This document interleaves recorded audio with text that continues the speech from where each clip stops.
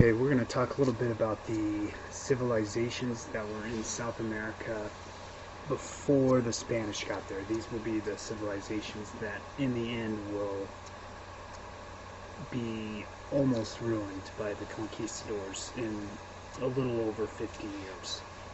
We're going to talk about the Incans first, and then we'll go up to the Mayans.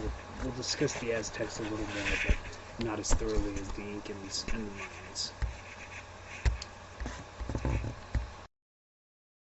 Okay, so the Incans were a civilization on the west coast of South America, so they will actually be the last ones to really get conquered because it takes the Spanish a while to get there. They're considered civilization because they were building roads, building structures, they actually temples, they had a religion, they had other things, they had a language, they had other things that other civilizations have. It was a agricultural economy based on fishing and farming. They did have huge pyramids, they had warehouses to store their food, but unlike most civilizations in the world, they almost became extinct through conquests. People think they probably crossed the Bering Strait 4,000 or 5,000 years ago up in Alaska when it was still a land bridge, and then just traveled overland all the way down to South America. They started irrigating for sweet potatoes, peanuts, and beans, and relied heavily on the Andes Mountains, which is a very fertile area. The valleys are very fertile for farming. Their ascendancy started in about the 1100s, but it was never an empire, so to speak, like the Spanish assumed. It was more of a confederation of tribes composed of clans. Each tribe had its elders, but all of these tribes were centralized under the control of the royal family. They had a sun god, which in Inca means ruler and was descended from the gods. So the ruler of the royal family, much like the Chinese that we'll talk about, kind of had what we would call a mandate of heaven. Much like the Romans did, they would marry their cousins, or one is even known to have married his sister to keep the royal bloodline going. And their offspring would be called children of the sun. Their authority rested on military and their religion, and they were a very good example of a people who, through will and energy, shaped the area that they lived. They cut through solid rock and steep inclines and tilled areas that were larger than areas that are tilled today.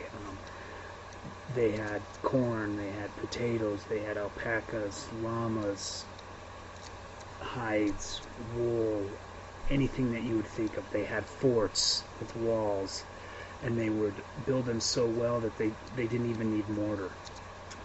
They were much akin. The Incans are very similar to the Romans in that they built roadways, they built aqueducts, they built tunnels, they had a postal system, a very good postal system, and they were a very, very structured society. So we talked a little bit about their accomplishments. On the top right you see a llama, which they used for hide, wool, meat, transportation in a sense, although they're not as good of carriers as horses or elephants or camels. But before the Spanish got to the Americas, there were no horses on the continent, so they brought horses with them. On the bottom right is what we would call tiered or terrace farming, and the Incans were kind of the creators of this type of irrigation on really slope hills, just letting the water roll down slowly. So they were a very ingenious people, well before the Europeans had even set foot on the Americas. Their idea of time, like we talked about earlier, was cyclical, in the sense that you would be reborn over and over again. The society structure was actually one of the most rigidly ever found, and it's what people call agrarian communism, and we'll talk about Marx quite a bit later, but this would be like his dream society. So it went from the ruler to the tribe to the clan leaders to the commoners, the commoners were at the bottom, and they were in a group of about 10. So these 10 people would answer to 5 people, those 5 people would answer to 2 people, those 2 people would answer to 1 person, and then that person would answer to the Sun King. Okay, so it was very rigid, it was very stratified, it was very totalitarian, but in theory, what they were doing was promoting a general welfare type of idea with cooperatives, and you're basically farming and you're sharing everything for the good of the community. It's kind of like a co-op in today's, out in Uniontown or Genesee, all these wheat farmers, they harvest the wheat, they take it to the co-op, and they all sell it for the same price. Every once in a while, land would be redistributed, and it would be equitable, and you worked under the eyes of your supervisor. Any surplus crops or manufactured articles would be stored in public warehouses. Wool, too, would also be stored there, and then it would be shared cooperatively, and it would be released in time of scarcity. So there was no such thing really as private property or freedom of choice. Okay, so the occupations were also hereditary, and if you were able to do a job, you had to perform that task or you would be punished. You would either go to jail, or in some really extreme times, you would be put to death. So what this meant is they were a very productive society. They had full employment. They had care for the old and the infirm, and they had very low crime. So basically, this is Marx's dream, and we'll talk about Marx a little more. Kind of this whole idea of security with little freedom. But this also is a point that will be made as to why they went down so quickly. Is if you cut the head off of the leader of the Incans, then everybody else will follow quite easily. They had a measurement for time. It was basically how long it took to boil a potato, so roughly 1 hour. They kind of cut their days into hours, before there were clocks and watches. And they had this thing called a quipu, which is a wool of thin threads with knots. It'll be on the next slide. And it's basically their form of writing, so we'll take a look at that now. So this is the quipu. It's a row of knots, and each knot represents some type of quantity. When the Spanish found it, they had somebody interpret it for them, and basically this was their writing. They had they found they had laws written on them, how to act, how to behave, things like that. It wasn't actually writing, but it's kind of like an abacus looking thing, but it was their form of writing. And it was legal history, legends, oral histories would be put on here, and they could also be used in courts. So this is a picture of what they think Machu Picchu looked like. This was created by the Incans, and if you can see how it was built, it's basically a fortress, right? It's on the top of a hill. Looking down is the river. There's no real good way to get here except through the paths that the Incans had created. So what this was, people think, was kind of a small walled city. You can see there's terraced farming on the left-hand side, and it was basically a fortress. I have heard rumors that they may start limiting the number of tourists that go here every year, just due to overuse, and things are starting to decay, and they're not going to rebuild it. So if you get the chance to go there, I would definitely recommend it. An interesting thing that the Incans did is they actually have quite a bit of proof that they did brain surgery. It's what people call trepanation. Just quick little history. They think the first sign of this kind of brain surgery they found in Turkey about 6,000 years ago.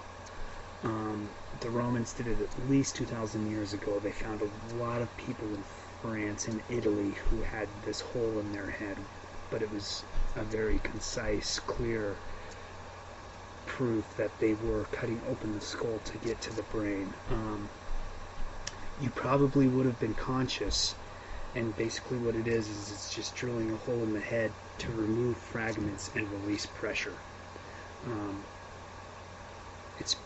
There's not a whole lot of difference between what they did back then and what they do today, except today you have antiseptics and anesthesia and other things, other technology, but the idea is the same. The Incans had it. Some people believed it was spiritual and magical, and often the kings, priests, and the nobility did it. The reason why most holes they found were on the front and to the left side of the brain, of the head, is probably because they're from battle, and since most human beings are right-handed, that is where they would get hit when they were fighting, whether it would be with the stick, the blunt side of an axe. The left side of your head would get hit more than your right hand side. So that's why most of the skulls that they find around the world with holes like this are usually on the left front side. They also did it to treat diseases such as epilepsy or people who have seizures. They think a lot of people died in the process, but they believe, historians and archaeologists believe, by about 1400 you had a 90% chance of living in South America if you had brain surgery. They've gone through many different sites and cemeteries and graveyards and burial sites, and in some places 36% of the skulls have this done to them. So it's very interesting, and it's a very ingenious thing for these people to do. Okay, let's talk about the Mayans for a little bit and some of their contributions. The Aztecs were kind of known as fighters. The Incas were fighters in a sense, but the Mayans are definitely more well known for their intellectual pursuits and their building. They settled on the Gulf coastal plain, then into Guatemala, and by the 12th century they were in the Yucatan. And they kind of fused with an indigenous people called the Toltecs. And the Toltecs and these Mayans, they kind of became one large band of indigenous people. By the time of the Spanish conquest, they had lost their luster, but they did bring a lot of intellectual things to the table. For one thing, as we all know, they created a very, very accurate calendar, a calendar that's more accurate than anything that Europe had at the time. Obviously, the world didn't end last year like it was supposed to, but I was actually fortunate enough to be in Belize at the time of that, when that was occurring, and the Mayans there said all it meant was the calendar ended, and so it just goes back to time zero, and then the calendar starts again. So not only did the calendar keep time, but it kept records,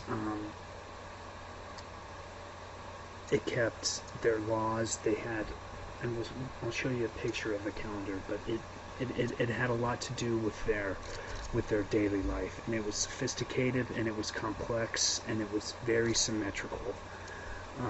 They were fascinated with the idea of celestial and terrestrial time, which celestial means the movement of heavenly bodies, so the stars, the sun, the moon, and the terrestrial time to them meant actual human events. Like I said, their calendar was more accurate than European calendars until 1582, when Pope Gregory XIII reformed the Julian calendar. And the Julian calendar was obviously based on Julius Caesar in that time, which was 365 days a year, 12 months, and but there were actually 365.25 days a year, and every year it gets 11 minutes shorter. It's 11 minutes shorter than that. So every 4th-century, you need to add 3 days. It's kind of hard to understand, but basically the Julian calendar was not accurate. So Pope Gregory came up with the Gregorian calendar, and that's the calendar that we use today in Western civilization. Not only did these calendars keep accurate time and histories, but they kept planetary phases, the age of the moon, eclipse periods, other phenomenon, anything that you can think of. They could name the exact day or night of an event. They kept all of this on their calendar. They were also leaders in place notation, which is, I'll show an example of that as well, and it's basically the idea of using 0. So they had the ability to record enormous amounts of data in very small spaces. They used the decimal system. They assigned a particular value to each space on a column of figures. So very analogous to any type of counting device that we use today, from an abacus to a calculator to how your computer works. The Mayans were doing this type of notation 500 years ago, algorithms, things like that. They weren't the only Indians with numbers and writing, but they were the only ones who actually came up with the place notation kind of idea. So they had very, very precise calculations, and they had books, they had writing, they had laws. They had colorful. Everything was very colorful to them, and they had a type of paper that was made from something called the McGee plant. They have about a 600 character alphabet, but it hasn't been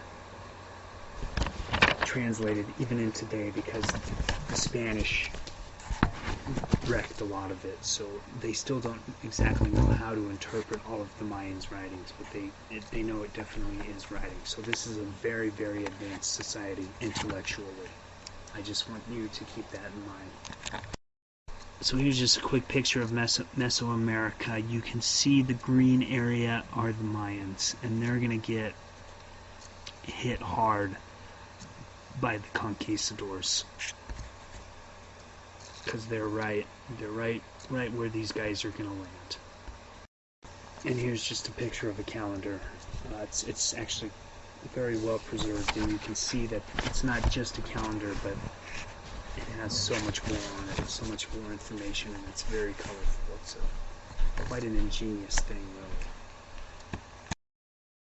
Okay, so this is what's called the Dresden Codex, which is named after the guy who found it. As you can see, you can tell that this is some type of writing, and you can see that they do have records, and it can be very exact when they have pictures, so they can keep track of events. The problem is nobody really knows how to interpret this into today. And so here's an idea of what place notation is, although I'm sure all of you know what it is, but this is the idea, and here are the symbols that they use. So they even had a symbol for 0, which was a very impressive thing at the time. So I was in Belize in December, and this is what would be considered Mayan territory, no question about it. So this is I'll show you just a little trip up to some Mayan ruins that we took. That was right on the border of Guatemala.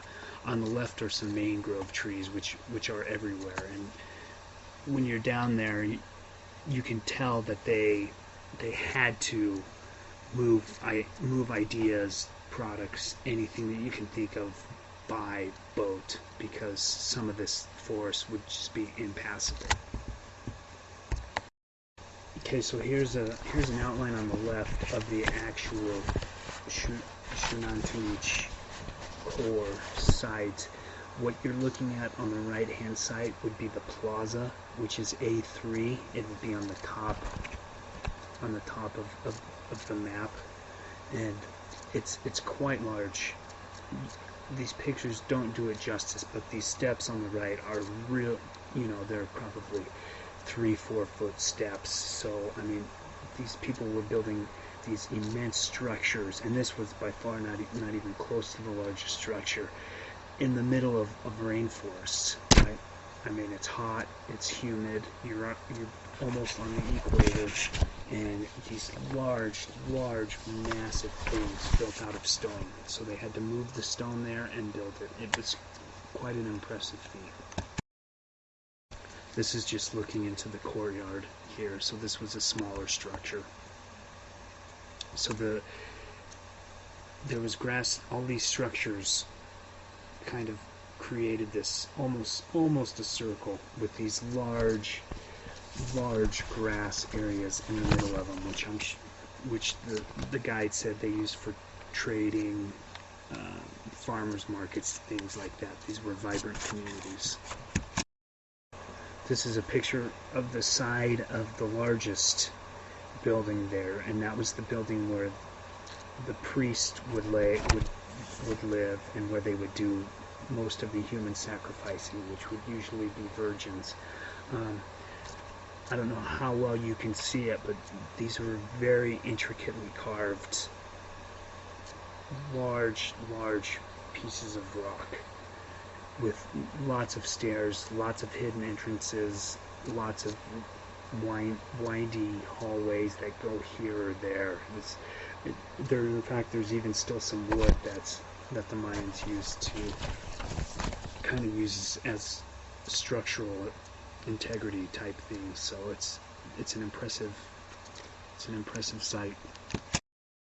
So here's a look from the tallest site. You can see down into the whole courtyard, and you can tell, I mean, this is a very dense forest. If you see, I'm actually looking into Guatemala here, and as we were walking around, the tour guide didn't let us get too far from him, and there was a lot of the Belizean and Guatemalan armies were there, because I guess there's a lot of illegal immigration from people from Guatemala coming into Belize, and so they were kind of manning the border, so to speak, even though there is no wall or border. I mean, it's just rainforest, but it was kind of interesting to see all these men with very large machine guns just walking around, making sure that everybody was safe. And it was they also, a lot of Guatemalans apparently come from Guatemala into Belize and cut down trees and then try to get back. So there's a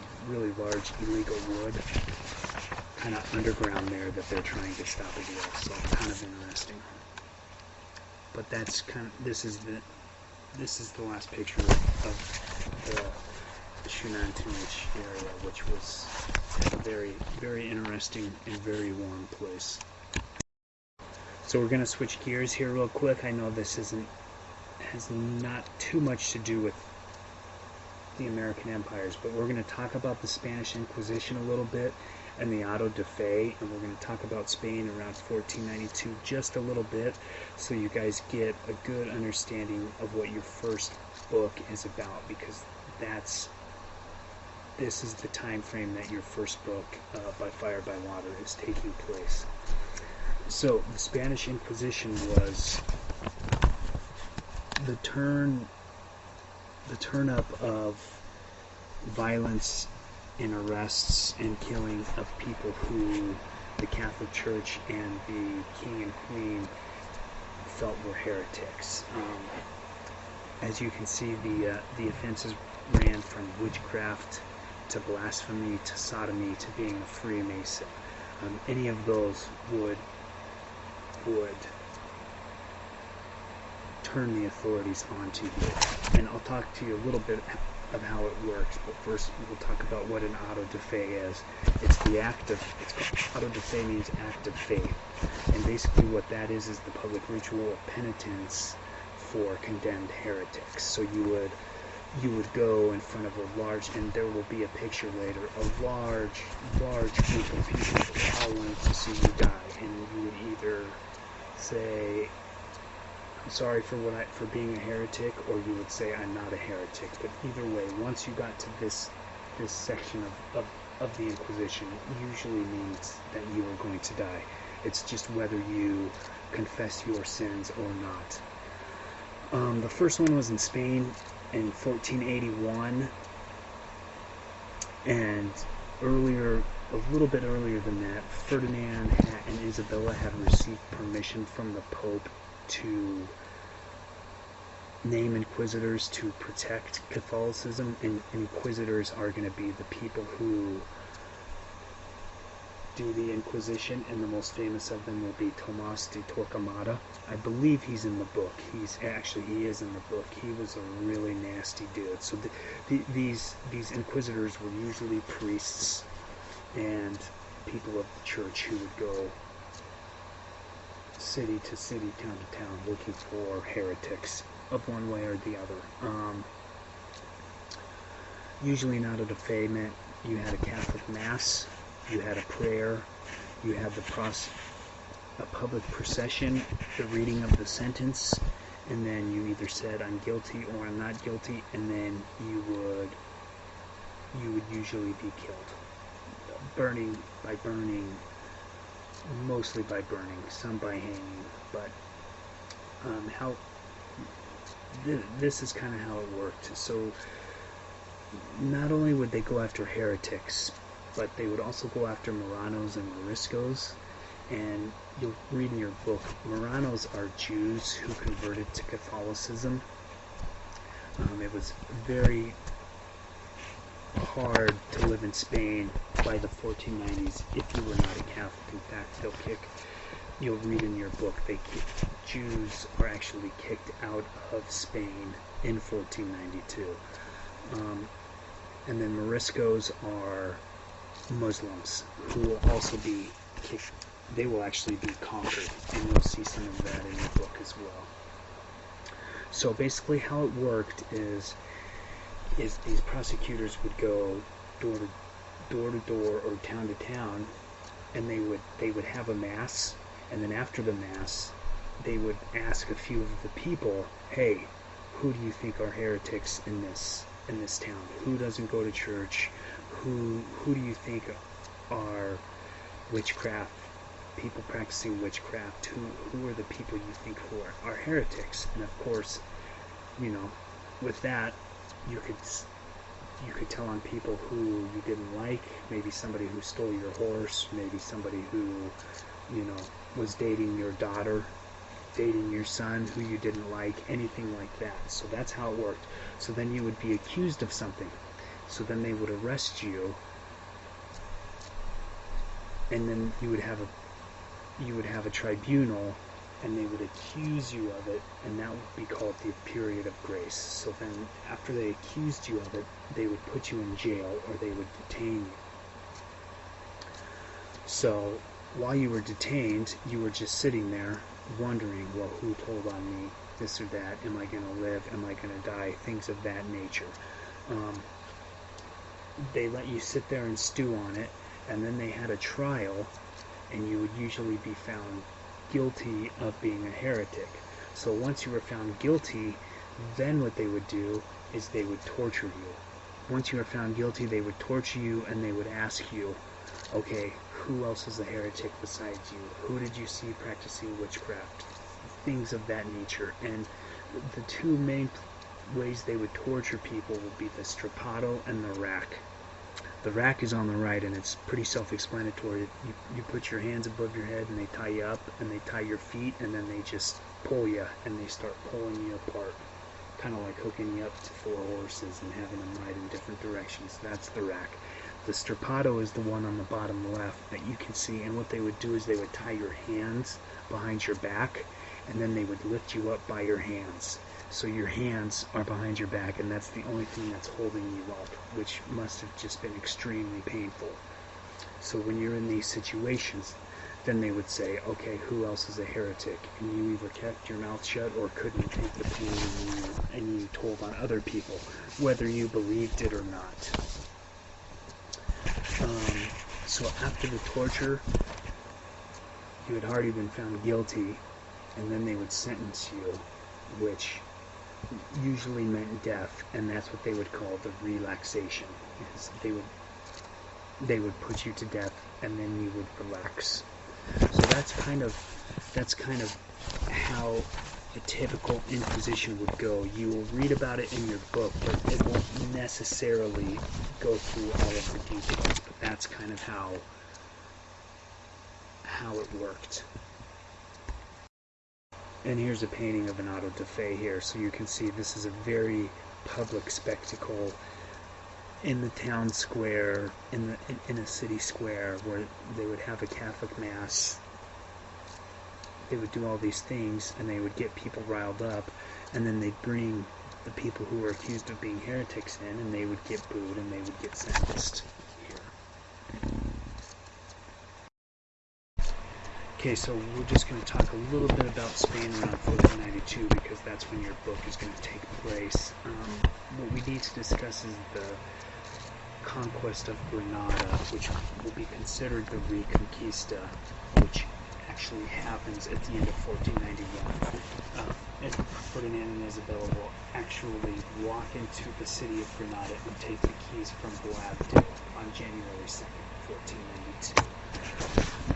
So what this was is, in the 700s, the Moors came from Africa, and the Moors are Muslims, and they pushed their way north, taking over almost all of Spain. So for the next 700 years or so, it was kind of a slow, systematic movement of the Spanish Catholic army and other Europeans helping them, kind of pushing the Muslims out of Spain. So 1492 is a very important year for Western civilization, not only because Columbus took to the seas that year, but it also is the year that Muslims were actually finally kicked out of all of Europe, besides the Ottoman Empire, if you call Turkey Europe. And Jewish people were actually also expelled, but we'll talk about that. So real quickly, the conquest of Granada took about 10 years, from 1482 to 1492. It was just a slow movement south. Early on, the Spaniards had kidnapped Boabdil, and they kept him imprisoned, and they let him go so he could go back and tell everybody how good the Spanish treated him. He didn't really do that. But as the Spanish were moving more south and more south, they got to a place called Ronda in 1485, and then in 1486 they got to a place called Loja, and they again captured Boabdil and released him again. And by 1489 they were actually close to this actual area of Granada, and all they did was just lay siege to it, which meant that Granada couldn't get supplies. People were dying. They basically quarantined the area until Boabdil finally had to give up in December of 1492. An important part of this, of keeping this fighting spirit alive, is the zealotry of Isabella, and you'll read about this in your book. She had a lot of religious zeal, so she would be seen out praying with soldiers, right close to the battlefield, and Ferdinand would go close to the battlefield as well. So here are two leaders of the Catholic Church who are actually there with their soldiers and praying with them. So that was actually quite a big deal, and it helped. So since they were on the battlefield on January 2nd, 1492, they entered Granada and received the keys of the city from Boabdil, and the first thing they did was turn the principal mosque and reconsecrated it as a church. Okay, that's one of the first things they did. Later that year, they signed the Treaty of Granada, which was to assure religious rights to Muslims, but in the end, they didn't really follow that, and kicked as many of them out of the country as they possibly could. This is also the time that they'll start expelling Jewish people as well. On March 31st, 1492, the actual state came out with a decree expelling Jewish people from the continent of Europe and from the Iberian Peninsula. This was called the Alhambra Decree. By this time, there was probably 200,000 known Jewish people left in Spain. These aren't conversos or people who said they were Catholic, but at nighttime had Jewish religious things, festivals, what have you. These were actually 200,000 people that they knew were Jewish and who would not convert. If you didn't convert, you got pressured, and in the end you got kicked out. I'll read a list of things from the actual decree. If you did hide or protect any Jews, this would be called Judaizing, and you would be killed for this. This is very draconian, and it's very, very fascist. The Nazis will do the same thing almost 500 years later. I mean, the wording of this decree and the wording of Hitler are very similar. All Jews and Jewesses of whatever age they may be who live, reside, and exist in our said kingdoms and lordships, as much as those who are natives and who have cause to live and reside in therein, that by the end of the month of July of next year they depart from all of these said realms and lordships, along with their sons, daughters, manservants, and maidservants. They shall not dare to return to those places, nor to reside in them, nor to live in any part of them, neither temporarily, or on the way to somewhere else, or in any other manner, under pain that if they do not perform and comply, they incur the penalty of death and the confiscation of all their possessions by our Chamber of Finances. We likewise give license and faculty to those said Jews, that they may be able to export their goods and estates out of these said kingdoms by sea or land, as long as they do not export gold or silver or coined money. So this is an important thing, because in 1492 all of your wealth was in jewelry and coins and silver, or it was in furniture, or it was in paintings. But when you get expelled from a country and you get your house taken away from you, and you're packing up, and the government's watching you pack up, you don't have this time or the place to pack up your couch or your paintings or your bed or anything of significance, of value to you. So what you had was coins, silver, or gold. The problem was when you got on the ship or somehow got in a caravan that the state owned, that they were using to export you out of your own country, is that you would be frisked. So if you tried to bring anything out that the Spanish didn't want you to take out, you were usually caught. They usually wouldn't kill you, but they would take it from you. So over the years there's a lot of questions as to why this occurred. There's still a lot of questions as to why the Nazis did what they did as well. But the bottom line is there's greed and nationalism. Probably a lot of racism as well. If you take away some of the richest people's property and you give it to the state, then that makes the state wealthier.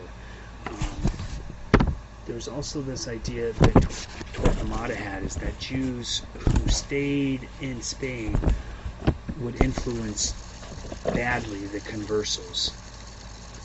Right, so you have people who were Jewish who converted, and then you have people who are Jewish who were not converted. So Torquemada said, well, this won't work. These Jews, they're still going to hang out with each other. They're still in the same. They still live in the same houses. They still live next to each other. So how do we know they're not just? They're saying they're conversos, and really they're not. And in 1492, you just can't underestimate religious zeal. These, especially Isabel and Torquemada, these are very, very passionate people. They're very passionate about Catholicism, and they'll do anything they can to make sure that Catholicism reigns supreme in Spain. What basically ended up is a lot of these Jewish people will end up in the Ottoman Empire, and the Ottoman Empire will welcome them with open arms, because a lot of Jewish people were bankers, doctors, mathematicians. You'll see in your book the head accountant for the king and queen is Jewish. So the Ottoman Empire welcomed these people with open arms, and there's a lot of discussion as to why Jewish people during this time were, why were they bankers? Why were they, why were they really some of the richest people in their communities? And the answer most likely is when you don't have a homeland, you have to make yourself useful. And there's this kind of cultural context in Judaism that education is very important. So not only were they a very educated people, but they had to make themselves useful, because wherever they went, they weren't in a homeland, and so they didn't want to get kicked out of where they were. But what ended up happening is in 1492 they got kicked out of Europe anyways, which is unfortunate. But those last 3 slides give you a little bit of an idea of what's going on during the time of your book, and then we will discuss, after this, we will kind of conclude the Americas, and we'll kind of discuss how the Americas were conquered so easily.